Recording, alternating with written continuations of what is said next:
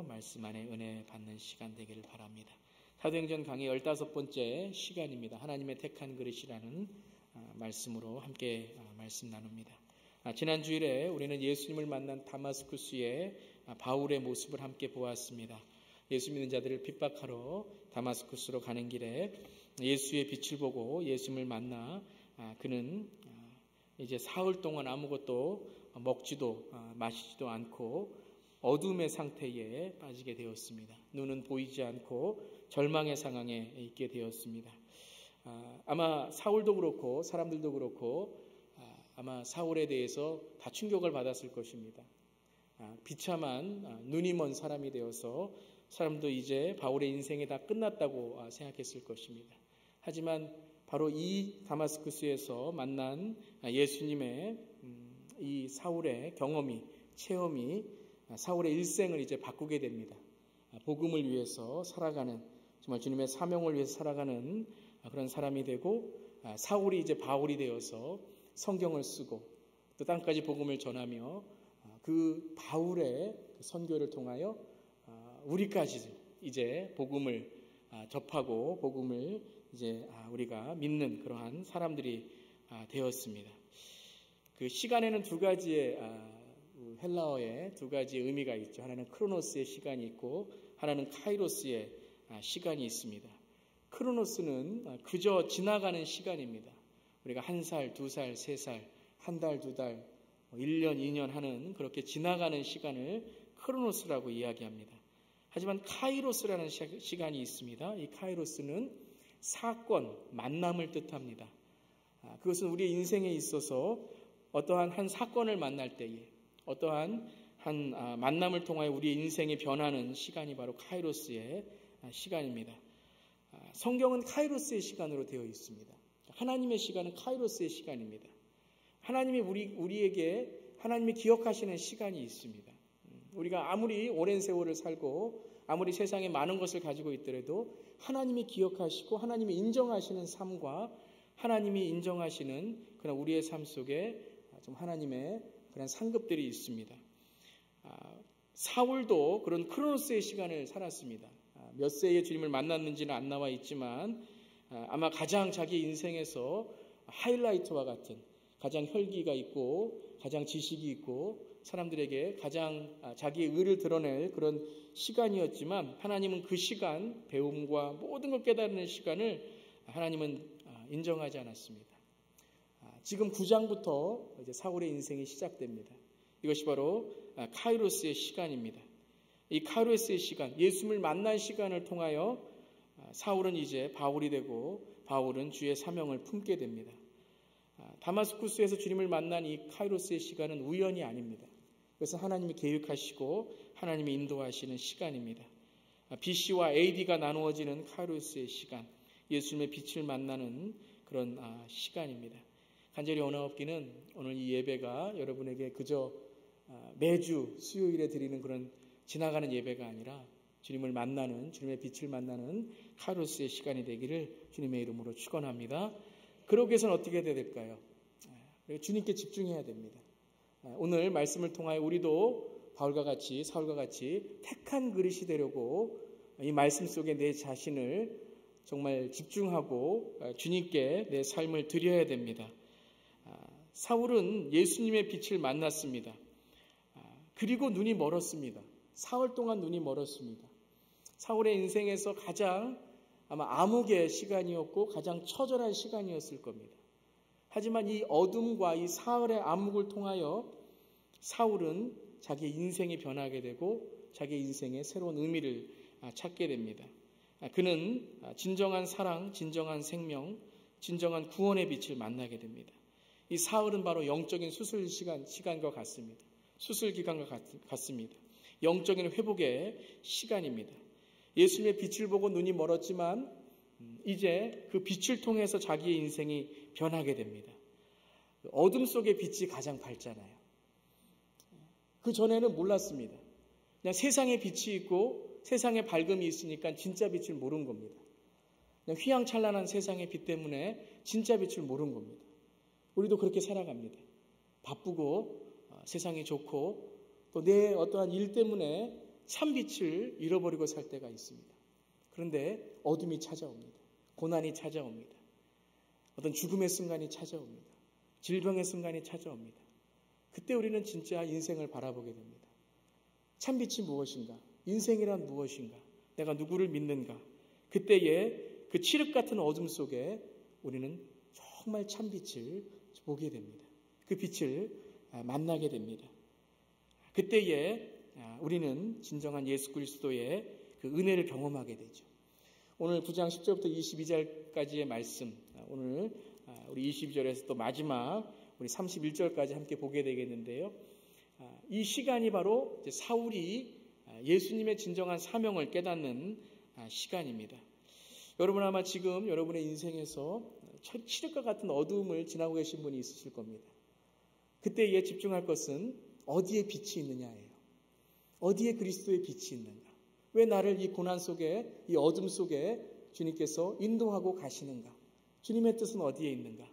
그때에 그 빛을 찾고 그 빛을 향하여 나아갈 때에 우리는 깨닫습니다.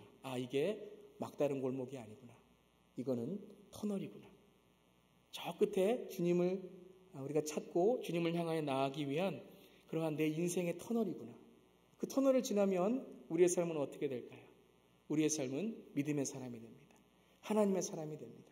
터널을 지난 다음에 우리는 다른 사람을 빛 가운데 인도할 수 있는 사람이 됩니다. 여러분 어둠 속에 있는 것을 불평하고 핑계대고 여러분이 원망하지 말고 그 빛을 향하여 나아가는 저 여러분 되기를 간절히 바랍니다. 그 사흘 동안 사울은 뭘 했습니까? 오늘 우리가 함께 나누면서 주님이 이 사흘간의 순간, 또 아나니아를 만나는 순간, 그리고 예루살렘에 들어가는 순간을 통하여 그릇을 만드십니다. 그릇을 만드시는 그 주님의 놀라운 은혜를 함께 나누기를 원합니다. 그 사흘 동안 사울은 이런 음성을 듣게 됩니다. 오늘 6절에 보면 이제 그가 예수님을 만났을 때에 6절에 이런 음성이 들립니다. 내가 해야 할 일을 일러줄 사람이 있을 것이다 라는 음성을 듣고 그 다음에 그는 눈이 멀게 됩니다. 분명히 그에게 누군가를 만나게 된다라는 말씀을 하시고서 그는 이제 다마스쿠스로 사람들에게 이끌려 가게 됩니다. 그 다음에 이제 10절부터는 아나니아라는 사람을 집중하게 됩니다. 그 아나니아라는 사람을 집중하면서 아나니아를 통해 사울이 이제 주님을 만나는 장면을 우리에게 보여주십니다. 그러니까 사울은 혼자 사명을 깨달은 것이 아니라 누군가 도와주는 사람이 있었다라는 것입니다. 그 사람이 바로 아나니아입니다. 아나니아라는 이름의 뜻은 하나님은 은혜로우시다라는 뜻입니다. 하나님은 은혜로우시다. 아나니아를 통해서 이제 사울을 부르시는데 아나니아의 이 부르심의 장면을 통해서 우리는 사울을 어떻게 쓰시는가를 우리가 볼 수 있는 것입니다. 아나니아의 부르심을 통해서 사울을 어떻게 부르시는가. 이 사흘 동안에 또한 사울이 어떻게 비늘이 벗겨지고 눈이 떠지는 그러한 은혜를 받게 되는가. 이 아나니아의 모습을 통해서 우리는 알게 됩니다. 참 재밌습니다, 여러분. 어떤 일이 있을 때에 우리가 은혜를 받을 때에 그 은혜를 전해주는 사람이 있다는 거예요. 그 은혜의 통로가 있다는 것입니다.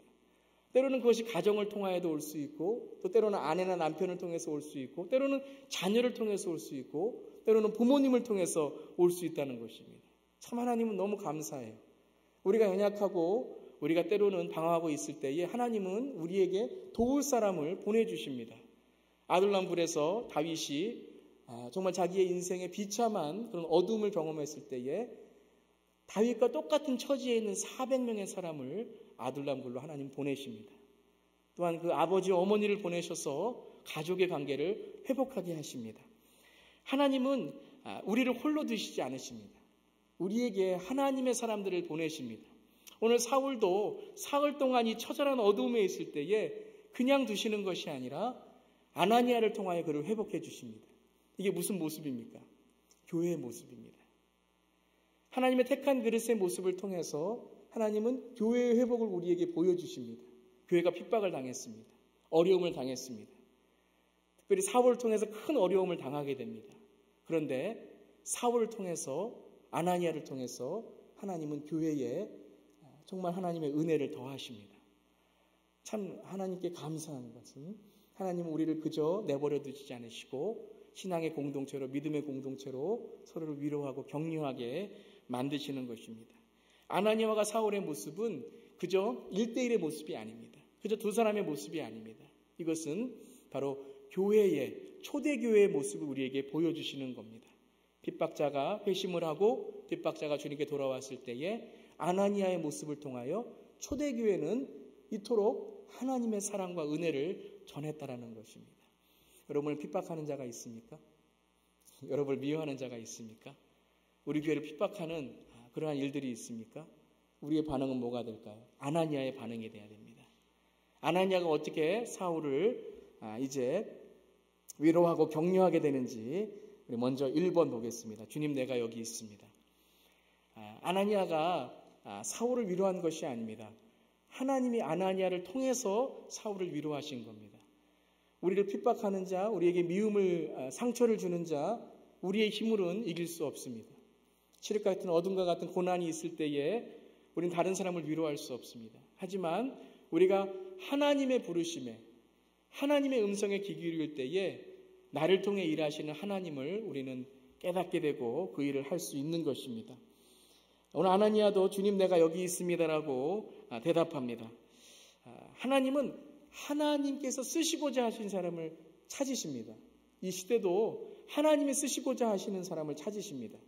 내가 누구를 쓸까? 내가 누구를 사용할까? 찾으십니다. 우리 모두를 하나님은 축복하시고 사용하시길 원하십니다. 아멘.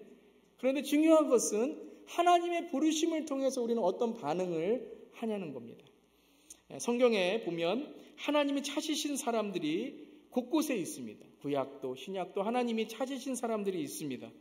여러분, 사탄만 오는 사자처럼 사람들을 넘어뜨리려고 찾는 게 아닙니다. 하나님도 사람들을 찾으십니다. 하나님의 사람을 찾으십니다. 창세기 22장에 보면 믿음의 사람을 찾으셨습니다. 믿음의 사람. 내가 어느 사람의 누구의 믿음을 통해서 내가 하나님의 약속을 이룰까라고 했을 때에 아브라함을 선택하십니다. 아브라함을 택하십니다. 그리고 어떻게 하세요? 아브라함을 부르십니다. 아브라함아 라고 부르시니까 아브라함이 뭐라고 대답했습니까? 예, 여기에 있습니다. 창세기 22장 1절에 예, 여기에 있습니다. 아브라함은 하나님 부르실 때에 내가 여기에 있습니다 주님 하고 대답했습니다. 그것은 무엇을 뜻합니까? 순종을 뜻합니다. 내가 여기에 있습니다. 주님 부르실 때에 항상 주님이 부르시는 그 자리에 있었습니다. 출애굽기 3장에 이스라엘 민족을 이제 출애굽하기 위해서, 애굽에서 가나안 땅으로 인도하기 위해서 하나님은 이스라엘의 리더를 찾으셨습니다. 모세를 떨기나무에서 부르십니다. 모세야, 모세야 하고 부르셨습니다. 그때 모세가 대답했습니다. 뭐라고 대답했습니까? 제가 여기에 있습니다 라고 대답했습니다. 여기에 있습니다.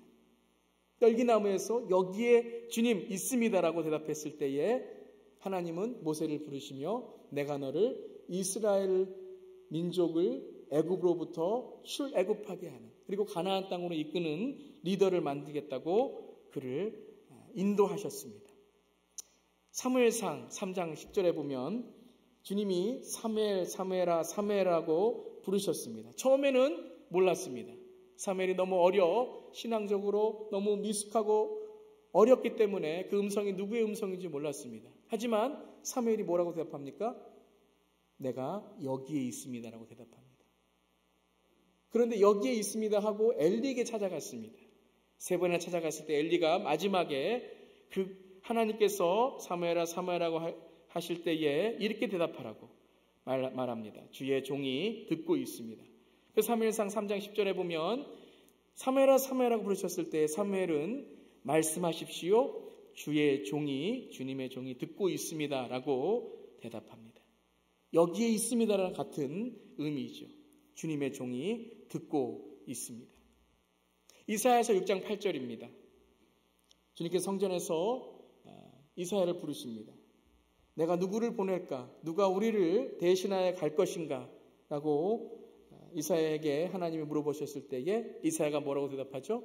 제가 여기에 있습니다. I am here. 제가 여기에 있습니다. 저를 보내어 주십시오. 라고 대답합니다. 자, 보세요. 아브라함, 모세, 사무엘, 이사야 모두 주님이 부르셨을 때에 뭐라고 대답했습니까? 제가 여기에 있습니다라고 대답했습니다. 하나님이 부르실 때에 제가 여기에 있습니다라고 대답할 수 있는 그 사람이 하나님이 쓰시는 사람입니다. 여러분, 이 질문, 내가 여기에 있습니다라는 이 대답의 질문, 이 질문은 가장 처음 하나님께서 인류에게 주신 질문입니다. 아담과 하와에게 주신 질문이죠. 창세기 3장 9절하고 10절에 아담과 하와가 죄를 범했을 때 하나님께서 아담을 부르시면서 뭐라고 물어보셨습니까? 내가 어디에 있느냐라고 부르셨어요. 내가 어디에 있느냐. 그러면 어떻게 대답해야 됩니까? 만약에 아브라함이라면 뭐라고 대답했을까요? 여기에 있습니다. 모세라면 어떻게 대답했을까요? 여기에 있습니다. 이사야라면 어떻게 대답했을까요?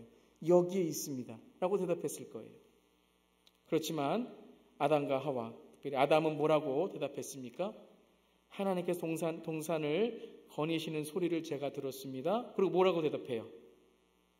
저는 벗은 몸인 것이 두려워서 숨었습니다라고 대답해요. 여러분, 하나님께서 우리에게 어디에 있느냐고 대답했을 때에 주님 제가 여기에 있습니다 대답할 수 있는 사람은 어떤 사람일까요? 준비된 사람이죠. 여기 있다고 대답하는 사람은 준비된 사람입니다. 준비되지 않은 사람, 하나님과 멀어진 사람, 하나님을 깨닫지 못한 사람, 그리고 죄 가운데 있는 사람은 절대 여기 있다고 대답할 수 없습니다. 뭐라고 대답할까요? 대답을 못하죠. 대답을 못하고 숨고 두려워하고 하나님을 때로는 깨닫지 못하죠. 여러분은 어디에 계십니까? 오늘 하나님께서 여러분을 부르신다면 여러분은 제가 여기에 있습니다라고 대답할 때에 그 여기가 어디입니까? 여러분 지금 여러분의 삶 속에 어디에 있습니까? 지금 어디에 계세요? 지금 어디에 계세요? 예배드리고 있습니다. 예배드리고 있습니다. 여러분의 삶 속에서 하나님이 어디에 있느냐고 물어볼 때 여러분의 삶은 어디에 있습니까? 지금 여러분의 삶은 어디에 있습니까? 주님, 저는 절망 가운데 있습니다. 저는 의심 가운데 있습니다. 저는 미움 가운데 있습니다. 저는 저의 삶 속에 하나님 낙심 가운데 있습니다. 하나님, 저는 여기에 있습니다. 하나님의 자리에 있습니다. 하나님께서 부르시는 그 자리에 있습니다. 여러분, 아나니아의 대답을 한번 우리 사도행전 9장 10절에 보겠습니다. 그런데 다마스쿠스에는 아나니아라는 제자가 있었습니다. 주님께서 환상 가운데 아나니아야 하고 부르시니 아나니아가 뭐라고 대답하죠? 우리 다 함께 한 목소리로 시작. 주님, 여기 있습니다. 주님, 여기 있습니다. 여러분, 아나니아가 어떻게 주님 여기 있습니다라고 대답했을까요? 그럼 뭐 하고 있었을까요? 그는 주님을 만나고 있었을 거예요. 기도하고 있었을 거예요. 말씀을 읽고 있었을 거예요. 그는 주님의 자리에 있었을 거예요. 주님 여기에 있습니다라고 대답할 수 있는 사람은 바로 주님께 내 삶이 준비된 사람이에요. 주님이 나를 부르실 때 오늘 주님 여기에 있습니다. 주님, 내가 주님 앞에 있습니다. 사도행전 22장 12절에 보면 바울이 이 아나니아라는 사람을 설명합니다. 자기가 사도행전 9장에서 경험한 이 체험을 쭉 설명하면서 아나니아라는 사람이 나를 시력을 회복해주고 나를 도와주었습니다. 나에게 하나님의 은혜를 주었습니다라는 그런 고백을 할 때에 사도행전 22장 12절 말씀에 이렇게 고백합니다. 우리 함께 한번 읽어볼까요? 사도행전 22장 12절 말씀 시작. 거기에 아나니아라는 사람이 있었습니다. 그는 율법을 따라 사는 경건한 사람으로 거기에 사는 모든 유대 사람에게 칭찬을 받는 사람이었습니다. 여러분, 오늘 2번 반복하는 단어가 있습니다. 거기에라는 단어입니다. 거기에 아나니아라는 사람이 있었는데 거기에 사는 모든 사람에게 칭찬을 받는 사람이었습니다. 그 거기가 어디예요? 하나님이 부르시는 그 삶 속에라는 뜻이에요. 하나님이 부르시는 사람 속에 아나니아가 있었는데 그 사람은 바로 하나님이 계시는 그곳에 모든 사람에게 칭찬을 받고 또한 경건한 사람이었다라는 거예요. 하나님은 어떤 사람을 사용하십니까? 준비된 사람. 하나님의 날을, 하나님의 때를 기다리며 준비하는 사람. 여러분, 아나니아를 통하여 누가 이제 만들어집니까? 사울이 만들어지는 것입니다.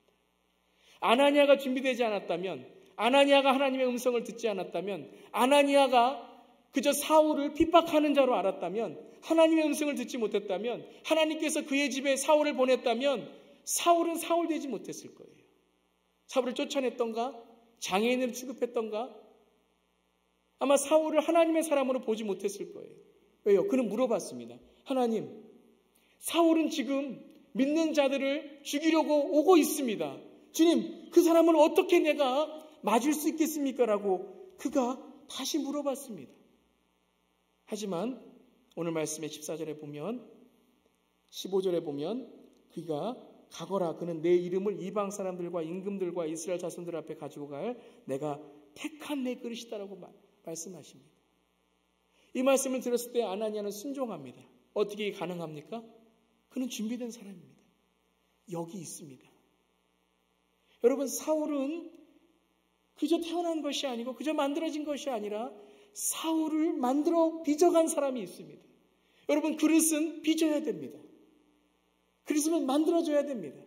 하나님이 사울의 그릇을 만드시고 바울의 그릇을 만드시는데 그 그릇을 만드는 하나님을 도와줄 사람을 하나님이 찾으신다라는 거예요. 오늘도 우리 교회에 하나님께서 우리 교회에 하나님의 임재, 하나님의 부흥을 도울 사람을 찾으십니다.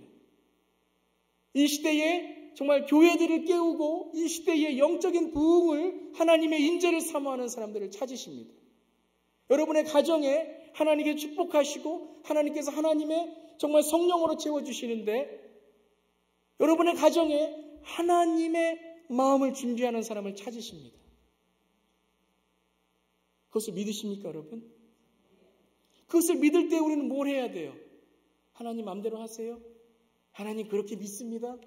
뒷짐지고 하나님이 다 하시니까? 아니, 여러분. 거기 계셔야 돼요. 거기 계셔야 됩니다. 하나님이 부르시는 그 자리에 있어야 돼요. 하나님을 위해서 준비하는 사람이 있어야 돼요. 9장에는 아나니아가 나오지만 10장에는 준비한 사람이 또 한 명 나옵니다. 그는 고넬료입니다. 우리가 다음 시간에 볼 사람인데요. 사도행전 10장 2절에 보면 그는 경건한 사람으로 라고 나와요. 아나니아도 경건한 사람으로 나옵니다. 경건한 사람이란 무엇입니까? 지혜의 근본은 하나님을 경외하는 것이라 그랬죠. 하나님을 경외하는 사람이에요. 하나님을 경외하는 사람은 어떤 사람입니까? 히브리서 11장 6절 말씀과 똑같습니다. 하나님을 기쁘시게 하는 자는 하나님이 계신 것을 믿는 자입니다. 하나님을 경외하는 자는 하나님이 계신 것을 믿는 자예요. 내 삶 속에 교회에만 있는 것이 아니라 가정에, 내 모든 순간순간에 하나님이 계신 것을 믿는 사람이에요. 고넬료는 하나님이 언제나 나와 함께 계시는 그분, 이방인이었지만 하나님을 믿을 자격이 없지만 그는 하나님을 깨닫고 자기가 기도함을 통하여 하나님의 백성이 되고자 기도했던 사람이었어요. 그리고 고넬료라는 사람, 온 가족과 더불어 하나님을 두려워했다 그랬어요. 자, 보세요. 하나님은 이방인 중에 하나님의 사람을 찾으셨어요. 이방인 중에 하나님의 복음을 접할 사람을 찾으셨어요. 그냥 여러분 복권 당첨되는 것처럼 뺑뺑이 돌리셔서 하나님이 찍으신 게 아니에요, 여러분. 하나님이 뺑뺑이 돌려서 아브라함을 찍으신 게 아니에요, 여러분. 그냥 모세 찾다 보니까 어떻게 왕궁에 있었던 사람, 실력 좋은 사람 뽑은 게 아니에요, 여러분. 한나의 기도 잘하는 사람 뽑은 게 아니에요, 여러분. 경건한 사람을 뽑은 거예요. 하나님이 계시다라는 것을 믿는 사람을 뽑은 거예요. 하나님이 나의 가정에도 있고 나의 직장에도 있고 아무도 안 볼 때에도 있고 내가 혼자 있을 때도 있고 교회에서도 있고 어디에서나 하나님이 계심을 두려워하며 살아가는 그 하나님의 임재를 준비하는 사람, 고넬료는 하나님께 기도하는 사람이라 그랬죠. 늘 기도하는 사람이었죠. 그 사람을 하나님께서 쓰시는 겁니다. 하나님이 쓰시는 저 여러분 되기를 주님의 이름으로 축원합니다. 여러분, 하나님께서 쓰시는 여기 있는 사람은 어떤 사람이에요? 그 가시나무 새라는 CCM 노래를 지으신 하덕규 집사님께서 풍경이라는 노래를, 기독교 노래를 쓰셨는데요. 이렇게 노래를 하십니다. 찬양을 하십니다. 세상이 가장 아름다운 풍경은 세상이 제자리를 지키는 모습이다 그랬어요. 여러분, 여기 있다는 것은 제자리를 지키고 있는 거예요. 여러분, 사람에게 가장 아름다운 모습은 자기의 자리를 아는 사람입니다. 자기의 자리를 아는 사람. 남편은 남편의 자리를 알고, 아내는 아내의 자리를 알고, 자녀는 자녀의 자리를 알고, 부모는 부모의 자리를 알고, 목사는 목사의 자리를 알고, 직분자는 직분자의 자리를 알고, 그리스도인은 그리스도인의 자리를 알 때에 그 모습이 가장 아름다운 거예요. 여러분, 지금 여러분의 모습이 가장 아름다운 줄 믿습니다. 아멘. 여러분, 지금 예배드리는 그 자리가 가장 아름다운 자리인 줄 믿습니다. 그럼 이 제 자리의 다른 정의는 뭘까요? 자연스러움입니다. 어떤 분들은요, 제자리에 있는데 참 이렇게 불안해 보이시는 분들이 있어요. 그건 그분 자리가 아니죠. 그리스도인들이 예배를 드리는데 자연스럽지 않아요. 그건 그리스도인의 모습이 아니죠. 하나님의 임재, 하나님이 함께 하시는 자리에 자연스러워야 돼요. 자연스러워 보이는 것이 아니라 자연스러운 거예요. 그거는 자기 자신이 알잖아요. 여러분, 예배가 자연스러우십니까? 억지가 아닙니까? 그렇게 되기를 간절히 바랍니다. 여러분, 기도가 자연스러우십니까? 하나님의 임재가 자연스러우십니까? 억지로 해서 되는 게 아니잖아요, 여러분. 억지로 모여서 되는 게 아니잖아요. 자연스러울 수 있다는 것은 제자리를 지키는 것이고, 제자리를 지킨다는 것은 무엇이에요? 평소에 내 삶이 그렇다라는 거예요, 여러분. 평소에 내 삶이 그 제자리를 지키면 자연스러워진다라는 것입니다. 왜 여러분 현대의 그리스도인들이 왜 이렇게 신앙이 어려워졌을까요? 어려워진 이유가 무엇일까요?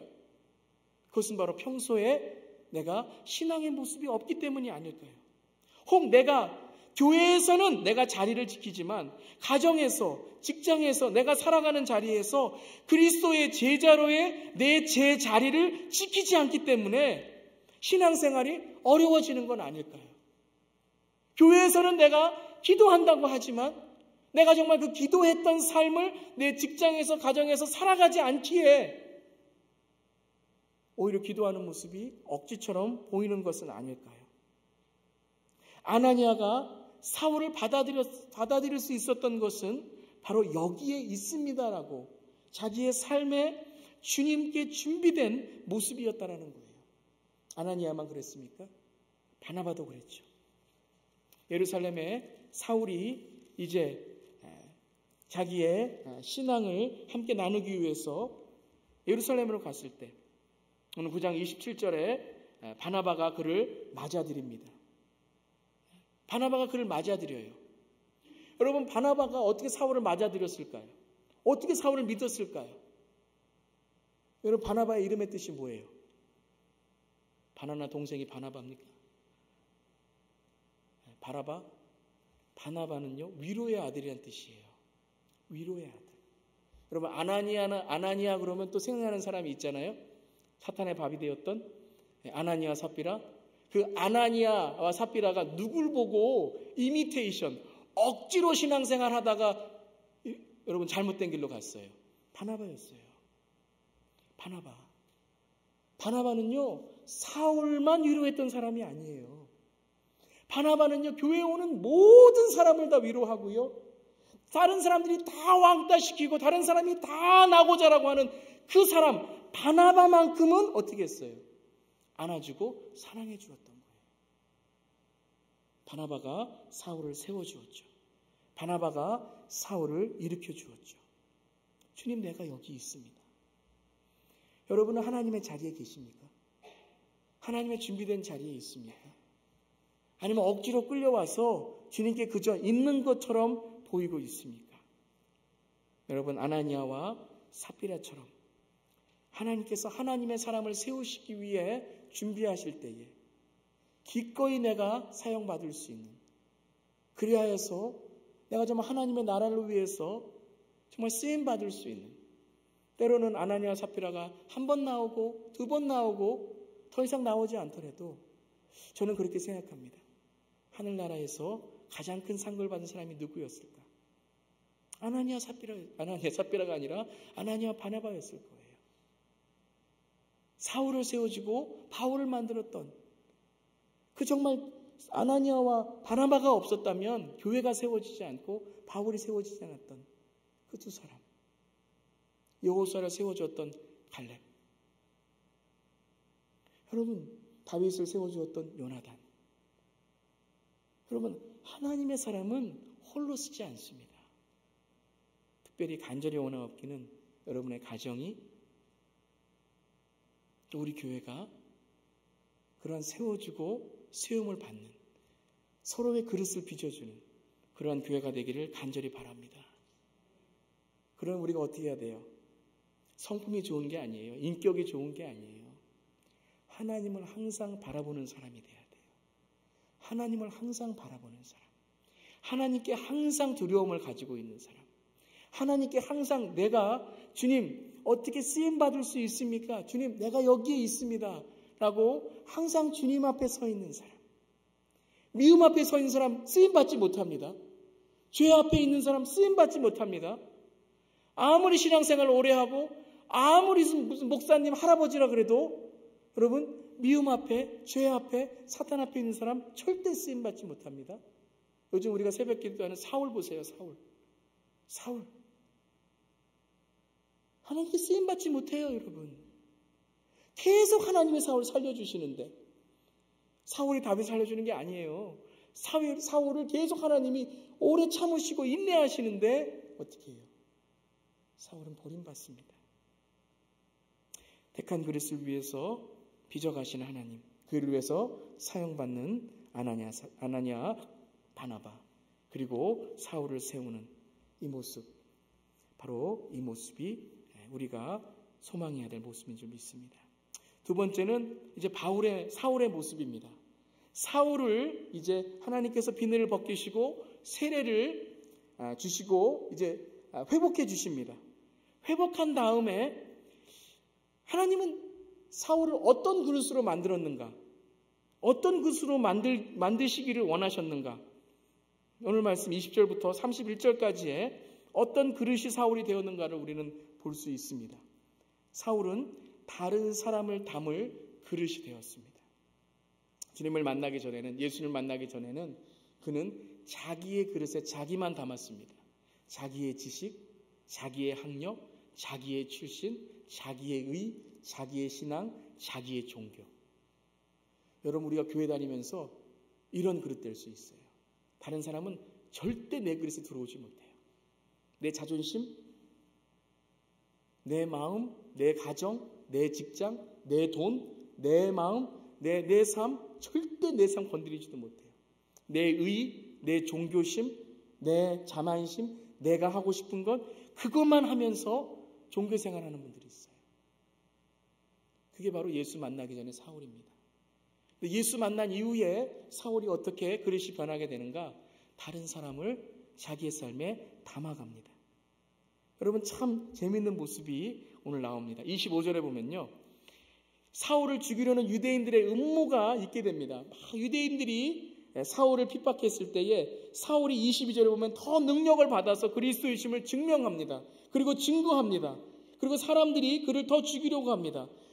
이 사울이 핍박을 받으면 받을수록 여러분 택한 그릇인데 고난을 받는다 그랬잖아요. 그런데 사울이 고난을 받으면 받을수록 어떤 일이 일어나냐면요. 사람들이 하나가 됩니다. 사울이 핍박할 때는요. 교회가 흩어지고 사람들이 흩어지는데 바울이 고난받기 시작했을 때 사람들이 하나가 됩니다. 25절에 보면 사람들이 하나가 되어서 그의 제자들이 밤에 사울을 광주리에 담아서 성밭같이로 달아 내립니다. 사울 살리려고요. 사람들이 하나가 되어서 사울을 살리려고 합니다. 어떻게 하면 사울을 더 살릴 수 있을까? 사도행전 9장 27절에 예루살렘으로 갑니다. 예루살렘으로 갔는데 사람들이 믿지를 않습니다. 그때에 바나바가 사울을 맞아들이도록 다 설명을 해줍니다. 그 다음에 어떻게 되냐면 28절에 그들이 다 하나가 되어서 사울은 제자들과 함께 지내면서 예루살렘을 자유로이 드나들며 주님의 이름으로 담대하게 말하게 됩니다. 여러분, 사울 때문에 예루살렘에 있는 제자들도 사울과 하나가 되는 모습, 담대하게 주님의 말씀을 전하는 모습을 우리는 보게 됩니다. 29절 31절에 보면 사울이 이제 예루살렘 또 믿는 자들 제자로 가고 다소로 가고 그가 복음을 전했을 때에 우리 사도행전 9장 29절 31절 한번 함께 읽어보겠습니다. 시작. 그러나 유대 사람들은 사울을 죽이려고 꾀하였다. 신도들이 이 일을 알고 사울을 가이사랴로 데리고 내려가서 다소로 보냈다. 그러는 동안에 교회는 유대와 갈릴리와 사마리아 온 지역에 걸쳐서 평화를 누리면서 든든히 서갔고 주님을 두려워하는 마음과 성령의 위로로 정진해서 그 수가 점점 늘어났다라고 했어요. 여러분 보세요. 사울이 핍박을 받고 사울이 고난을 받으면 받을수록 어떤 일들이 일어나요? 교회가 든든히 서게 됩니다. 여러분, 사울의 그릇은 어떤 그릇이에요? 자기의 고난과 자기의 핍박이 교회를 세우고 교회가 든든히 서가고 오늘 말씀에 처음 이런 말씀이 나옵니다. 평화를 누리면서라 그래요. 저는 오늘 이 말씀을 가만히 묵상해 봤습니다. 무슨 평화인가? 근데 그 앞절에 이런 말씀이 나옵니다. 유대와 갈릴리와 사마리아 온 지역에 걸쳐서 평화를 누리면서 튼튼히 서갔고 그랬어요. 여러분, 예루살렘 교회의 문제가 무엇이었습니까? 첫 번째 문제가 무엇이었습니까? 교회 안에 불화였습니다. 교회 안에 불화였어요. 여러분, 예루살렘 교회 안에도 불화가 생겼는데요. 누구와 누구의 불화입니까? 히브리와 헬라파 출신 배경의 불화였습니다. 그런데 유대와 갈릴리와 사마리아 함께 믿었다면 어땠을까요? 믿음은 같았겠지만 그들의 마음속에 서로에 대한 불신과 서로에 대한 부담감이 있었을 거예요. 근데 오늘 이 말씀을 가만히 읽어보면 이것은 다른 핍박이 없었다라는 얘기이기도 하지만 이것은 교회가 어떻게 됐어요? 유대와 갈릴리와 사마리아 온 지역에 있는 그리스도인들이 어떻게 됐어요? 서로 한 마음이 되었다는 뜻이에요. 그 교회 안에 무엇이 있었어요? 주님을 두려워하는 마음과 무엇이 있어요? 성령의 위로로 정진해서. 이것은 무엇입니까? 성령의 위로가 교회 안에 가득했다는 뜻이에요. 바울로 인해서, 사울로 인해서 교회가 든든히 서가는데 교회 안에 어떤 일들이 있어요? 서로를 이해하고 서로를 사랑하고 서로를 배려하는 일들이 일어나요. 어떻게 이런 일들이 일어났을까요? 바나바와 바울이 말씀을 가르치고 그들을 말씀 안에서 하나 되게 합니다. 여러분, 사울은 어떤 그릇이에요? 사울은 유대와 이방인들에게 복음을 전하는 그릇이었습니다. 사울을 통해서 교회가 세워집니다. 바울이 가는 곳곳마다 교회가 세워집니다. 바울이 있었을 때 교회가 세워진다는 것은 무엇입니까? 사람들이 한 마음이 된다는 거예요. 바울은 어떤 그릇이에요? 사람들을 포용하고 한 마음이 되는 그릇이 바로 바울의 그릇이었어요. 여러분은 어떤 그릇입니까? 여러분은 정말 하나님이 하나 되게 하시는 그 그릇을 우리가 담고 있습니까? 여러분, 예수님은 어떤 그릇이었습니까? 에베소서 2장 14절 22절 말씀. 그리스도는 우리의 평화이십니다. 예수님이 이 땅에 오셔서 어떤 일을 하셨습니까? 바로 이 세상을 담으셨습니다. 이 세상의 평화가 되셨습니다. 유대 사람과 이방 사람 양쪽에 갈라져서 있는 것을 하나로 만드신 분이시고 자기의 몸을 허무셔서 원수된 것을 없애셨습니다. 어떤 원수된 거였어요? 여러분이 원수는요, 이건 뭐 나하고 싸운 사람 원수 이 얘기가 아닙니다. 이것은요, 율법을 통하여 이방과 유대 사람을 나누었던 이것, 신앙을 통하여 나누었던 이것, 교회 안에서 서로 나누어지는 마음들, 교회 안에서 어떠한 마음에 서로의 갈라진 마음들, 이러한 마음, 이 율법을 폐하심으로 하나가 되게 만드셔서 평화를 이루시고 하나님과 화해하는 구원의 관계뿐만 아니라 우리를 통하여 교회를 하나로 만드시고 그리고 그것을 통하여 교회가 세상을 향하여 나아갈 수 있도록. 그것을 말씀해 보면 그러므로 이제부터 여러분은 외국 사람이나 나그네가 아니요 성도들과 함께 시민이며 하나님의 가족입니다. 여러분은 사도들과 예언자들이 놓은 기초 위에 세워진 건물이며 그리스도 예수가 그 모퉁이 돌이 되십니다. 그리스도 안에서 건물 전체가 서로 연결되어서 주님 안에서 자라서 성전이 됩니다. 말씀하세요. 그리스도 안에서 여러분도 함께 세워져서 하나님이 성령으로 거하실 처소가 된다고 말씀하십니다. 여러분, 바울의 그릇은 무슨 그릇입니까? 이것은요, 그저 복음을 전하는 그릇뿐만 아니라 이 복음을 통하여 무엇을 만드는 거예요? 교회가 교회되게 만드는 거예요. 성전이 성전되게 만드는 거예요. 성령이 거하실 처소를 만드는 거예요.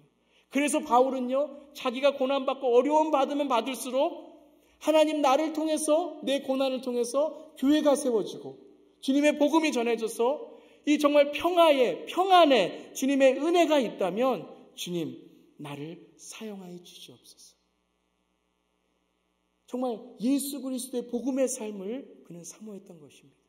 주님, 내가 복음을 전하고 내가 어떤 선교를 해서 내 이름이 드러나는 것이 아니라 주님, 내가 고난을 받으면 받을수록 교회가 하나 되고 교회가 정말 든든히 서가는 것, 주님, 나를 사용하여 주시옵소서.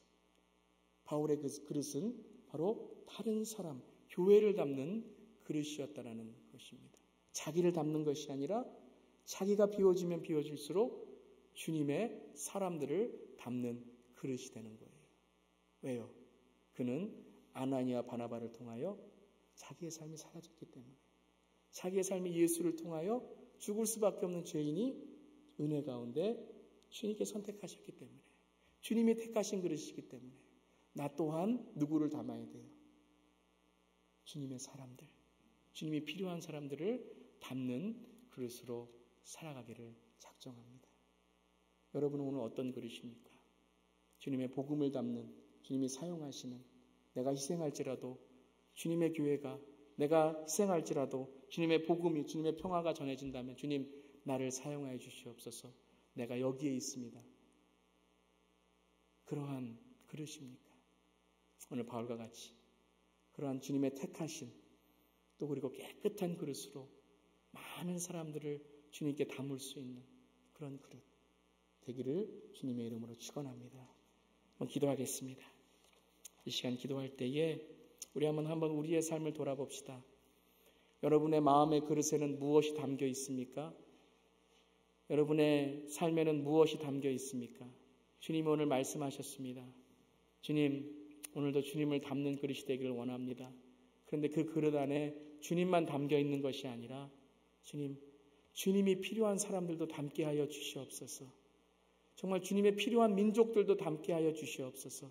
주님이 필요한 나라들도 담게 하여 주시옵소서. 주여, 그래서 내 마음과 내 삶 속에, 내 기도에, 내 신앙에 나를 위한 기도, 나를 위한 삶이 아니라 주님이 필요한 잃어버린 영혼들을 위한 기도, 주님을 필요한 잃어버린 나라를 위한 기도, 주님이 필요한 잃어버린 사람들을 위한 기도, 하나님 그 삶을 살아가는 우리가 되게 해달라고. 우리 다 함께 한번 이 시간 통성으로 우리 한번 기도하겠습니다.